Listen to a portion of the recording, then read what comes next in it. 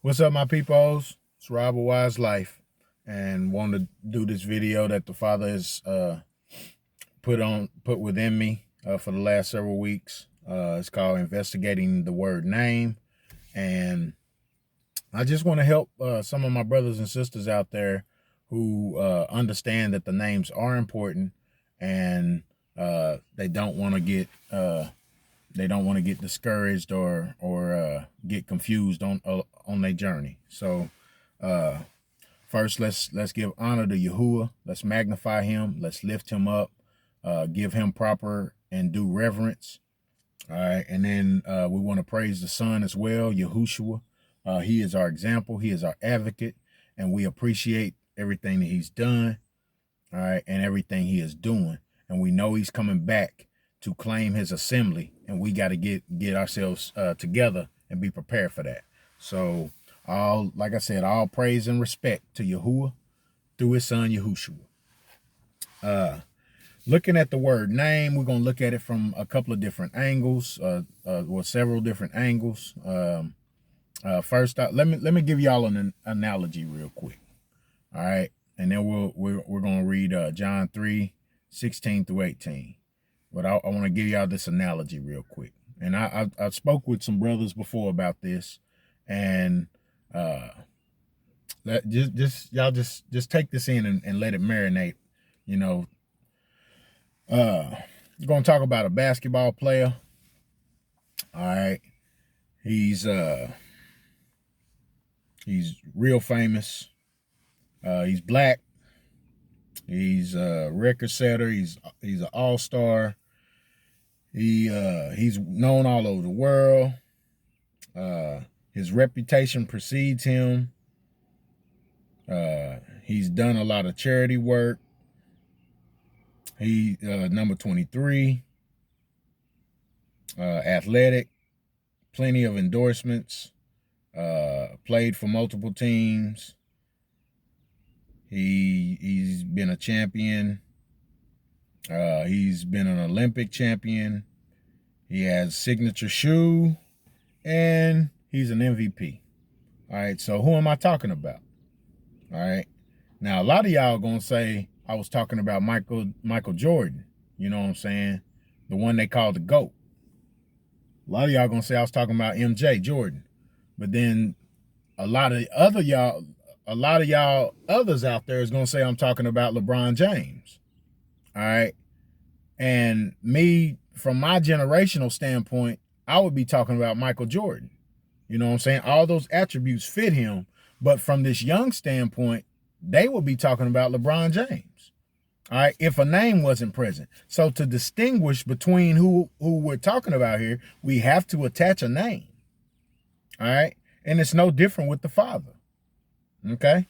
It's no different. Here's another analogy before we get into the scripture.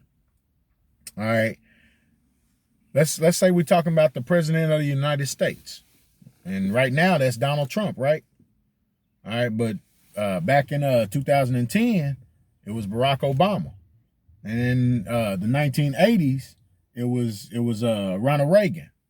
And back in 70, or I think, yeah, back in 70, it was Richard Nixon.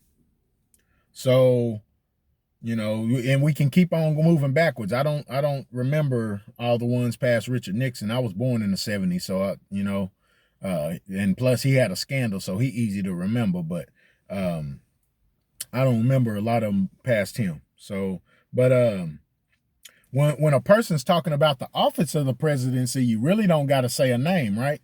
But when a person's talking about the actual president, because there's been so many there's been 40-something presidents. So when we talking about the actual president, we kind of got to name who we talking about, because it's like 5 or 6 still living right now besides Trump. So if I'm remembering correctly. So, but the same thing is with the Most High. All right, there's billions of people on the earth saying God. All right, there's billions of people on the earth saying Lord. Well, which God and which Lord are we talking about? Because some people, by their actions and by their lifestyle, do not worship the Most High. They say they worship the Most High. They proclaim that they worship the Most High, but by their actions, all right, and by their words and by their thoughts, they don't worship the Most High. All right. And so we got to get into specifics. We got to be specific. And Abba Yahuwah wants us to be specific, or he wouldn't have put his name back out and for us to be able to find it. All these different centuries that we went through in darkness, and now the light is back. You know what I'm saying? And people are satisfied by just saying God, Lord. They satisfied by just saying Jesus. Jesus didn't even exist until like 1700 something. The letter J didn't exist until 1500 something. So I mean, it's important to me, and it's serious to me. And if we speaking on the Creator, you know, and we speaking on whom creation came through, the Father and the Son, we all have to deem that important and serious. We can't just say what we want to say. I mean, really, which God are we talking about? We talking about Moloch? We talking about Baal? We talking about El? We talking about Amen Ra? Because there are various people that worship them deities. Me specifically, I'm talking about Yahuwah, the true and living Most High, the Almighty, the omnipotent one.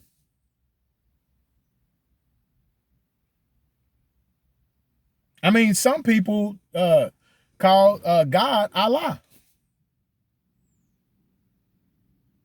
Some people say that the chi, the universal chi, is I mean the energy source. Who are we talking about? I'm here to proclaim that Yahuwah wants us to be specific.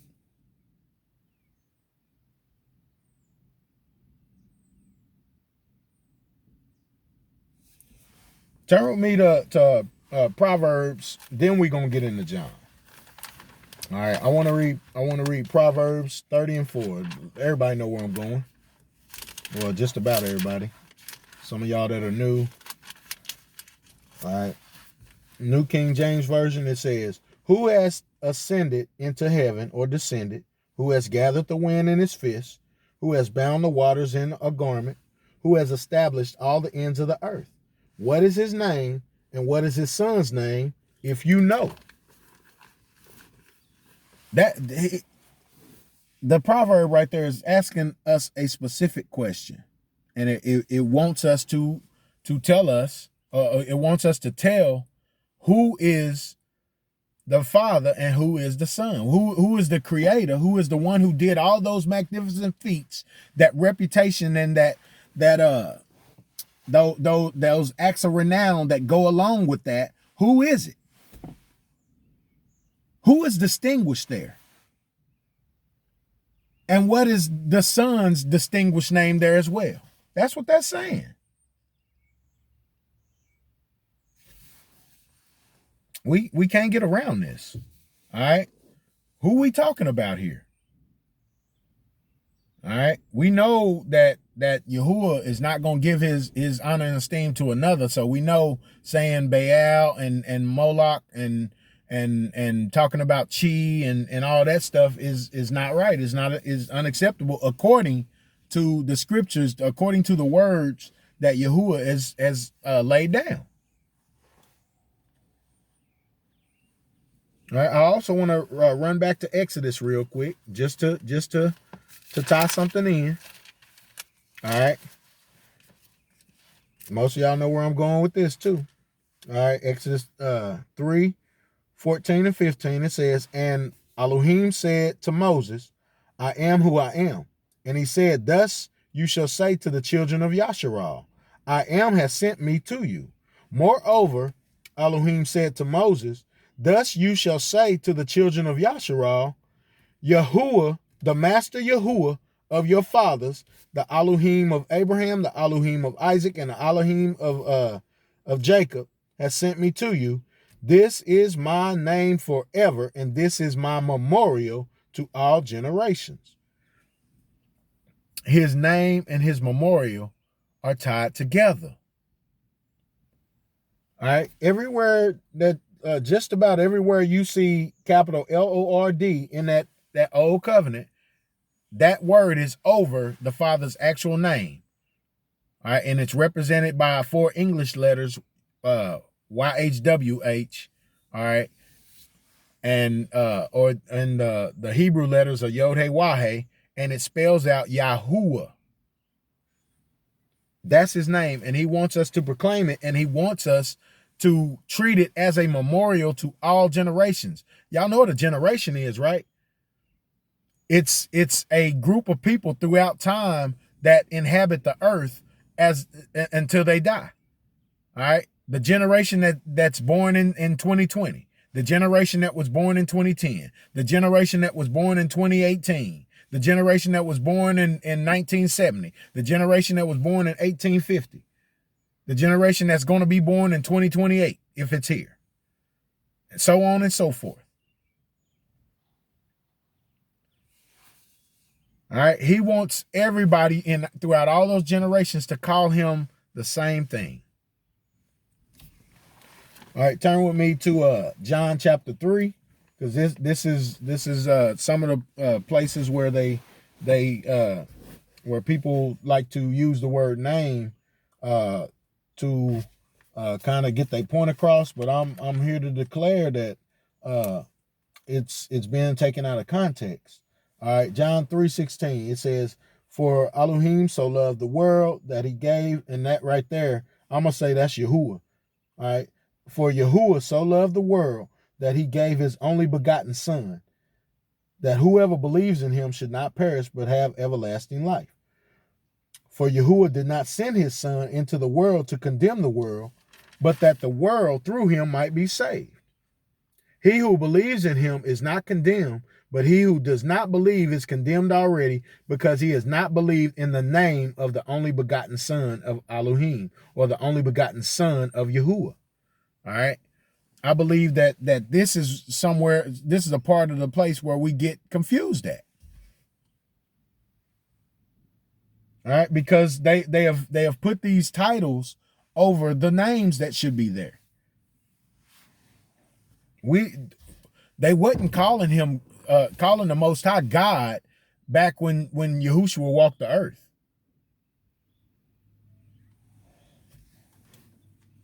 Turn with me to Acts chapter 4. All right.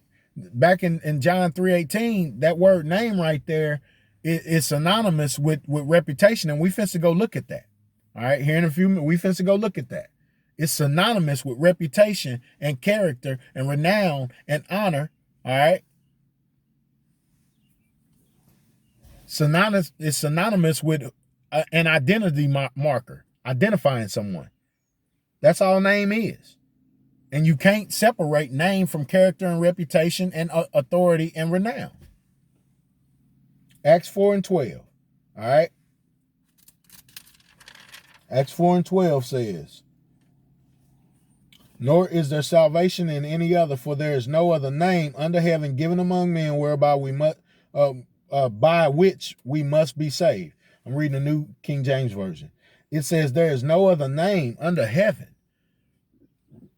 Excuse me. I'm here to declare that name right there is authority and reputation and character. Because you can't say Son of God without saying who it is. You can't say Son of Elohim without saying who it is. You can't say Son of the Most High without saying who it is. Because some people gonna say Jesus is him. Others gonna say Yahuwah is him. While others is gonna say Yeshua is him. Still others will say, that there is no son. There is one true belief, and we got to be all in one accord on it. All right. And then turn with me to Philippians real quick.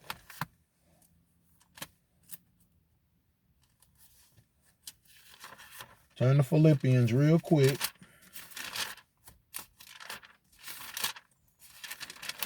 Philippians 2, verses 9 and 10.